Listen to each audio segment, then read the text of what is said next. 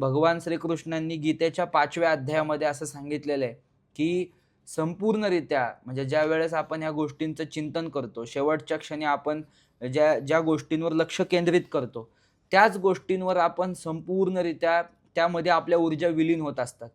तर तुम्ही जर संभाजी महाराजांचं बलिदान अभ्यासलत किंवा धर्मवीर छत्रपती श्री संभाजी महाराजांच्या बलिदानाची जहालता जर तुम्ही वाचलीत, तर शेवटच्या क्षणी ते महादेवांचं स्मरण करतायत असं मुसलमानी कागदांमध्ये आलेलं आहे.